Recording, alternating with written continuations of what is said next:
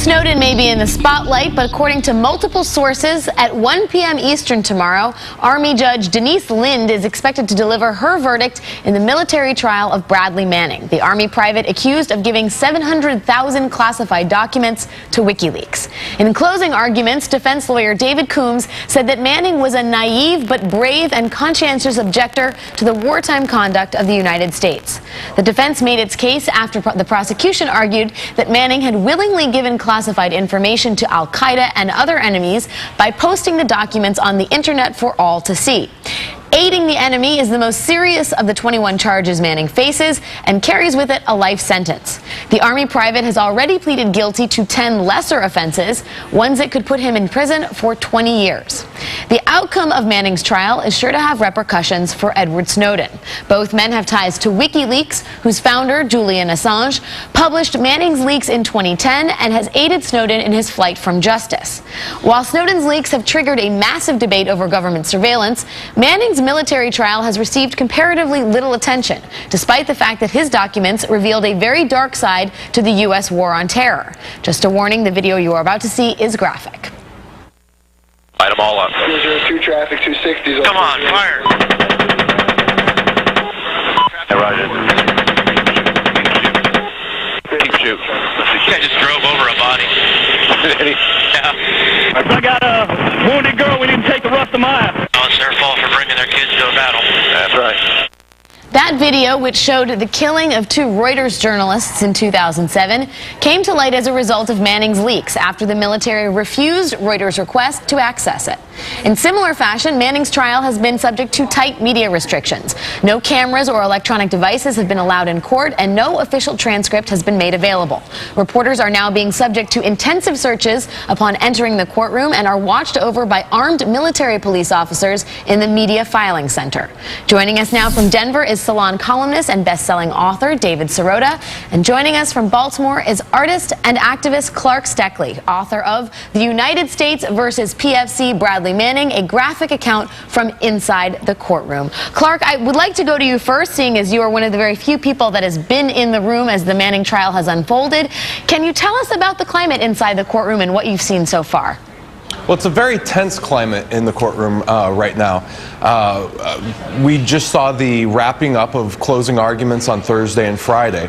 The prosecution took the entirety of Thursday to make their arguments, over 7 hours.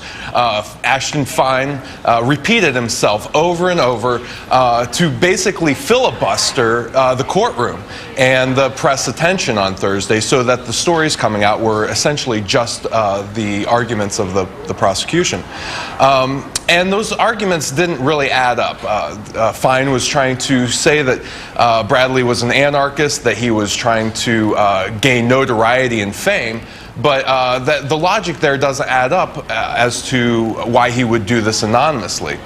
The following day, on Friday, we saw David Coombs, Bradley's civilian lawyer, present a very heartfelt case from the heart, with no paper, not standing behind the podium, going directly up to Denise Lind and showing her the collateral murder video, which we just saw there, and telling her not to detach herself from what she's seeing, like the gunners and the pilots in that video did on July 12th, 2007. Clark, I want to ask you, you were removed from the courtroom on Friday, and we know you're an activist. You were also, you had media credentials. There seemed to be a mix of media folks and activists in the courtroom. Tell us about the dynamic there and why you were asked to leave the courtroom.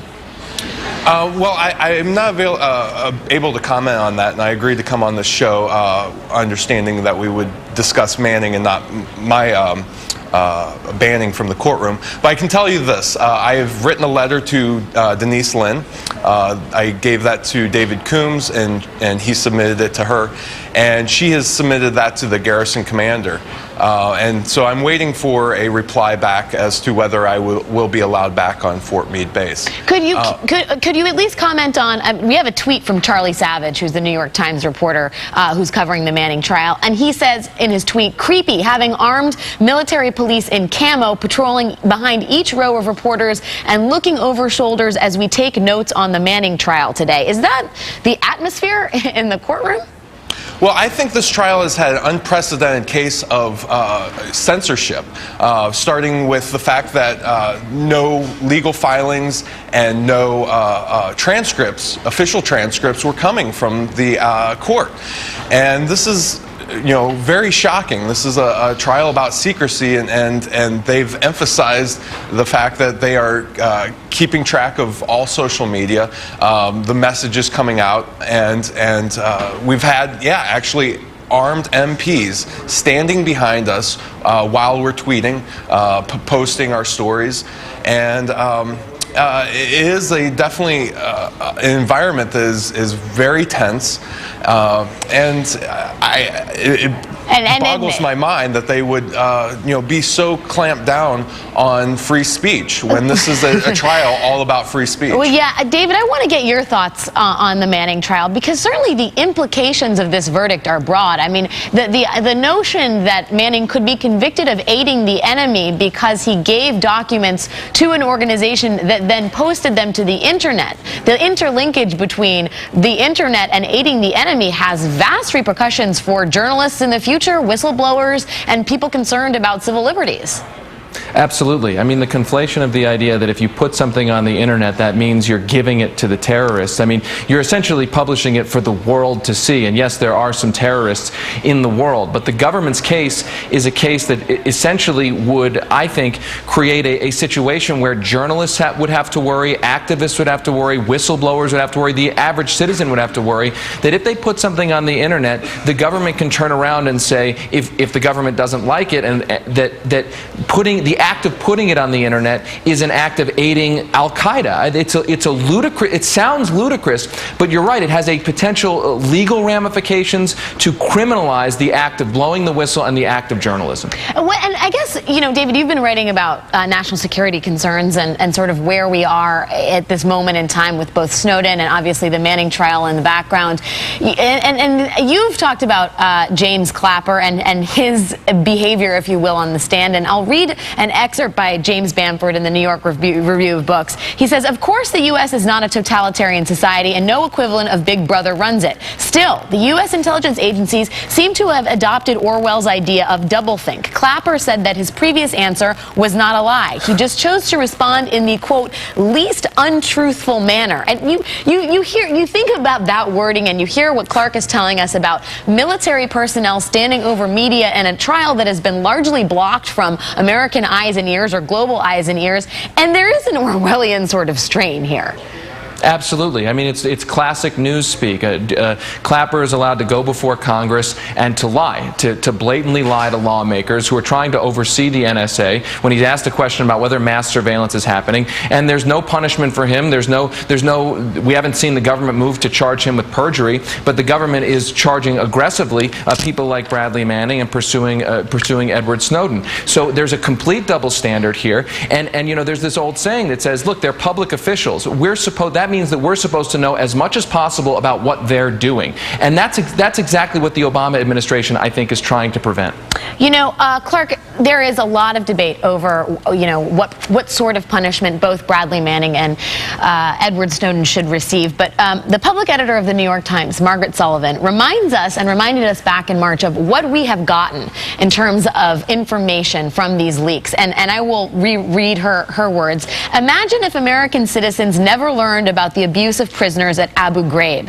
Imagine not knowing about the brutal treatment of terror suspects at U.S. government black sites, or about the drone program that is expanding under President Obama, or the Bush administration's warrantless wiretapping of Americans. This is a world without leaks." There is a lot that we are debating right now that we wouldn't even have on the table to debate were it not for these leakers. Do you think, in the courtroom at least, there is a successful attempt to paint Manning as having done some sort of service in terms of the national conversation? Well, it's been very obvious to me, sitting in this courtroom and listening to the prosecution, that there has been no evidence whatsoever of any harm caused by these leaks. I have seen, however, great things come out of them, more accurate body counts. We have an idea of who in Guantanamo is innocent and why we've been holding them for so long. Arab Spring, I believe, is a direct result from the State Department cable leaks. And none of these things have caused the U.S. security any harm whatsoever. As David Coombs said, the government is saying the sky is falling, but the fact is the sky is not falling. And he also used the analogy of the emperor has no clothes. And what I've seen in 5 years of the Obama administration as a complete reversal of his 2008 campaign promises to protect whistleblowers, where in fact Obama has gone after more whistleblowers. I believe we're up to 8, maybe possibly 9 now. And that's triple of all other presidents combined. And David, I want to bring you in on that, on the subject of the administration and how they are moving and or responding to all of this that's happening. We know that Attorney General Eric Holder outlined some new guidance for obtaining records of press records. We know that there is news that we are transferring 2 detainees in Gitmo. There is Justin Amash's amendment that failed in the House, but certainly did not divide along classic party lines. You had Nancy Pelosi and Michelle Bachmann voting against it. You had other sort of strange coalitions. Is that evidence that this conversation is taking hold in American society, that we are debating and trying to perhaps reform some of these policies? Absolutely. I'm very encouraged by the bipartisan nature of the criticism of all of this that's happening right now. And I think that Clark really alludes to what's really going on here. The Obama administration is prosecuting people who are a political problem for the Obama administration. They are not prosecuting people on the basis of national security concerns. The political problem that's what's raised by the Snowden and by Manning is the fact that the national security state is out of control, and that embarrasses the Obama administration. Well, it is certainly a conversation that we will continue to have. The verdict is expected tomorrow at 1 p.m. David Sirota, thanks for your time, and thank you to Clark Stoeckley. Thank you. Thank you. We will have more when we return after the break.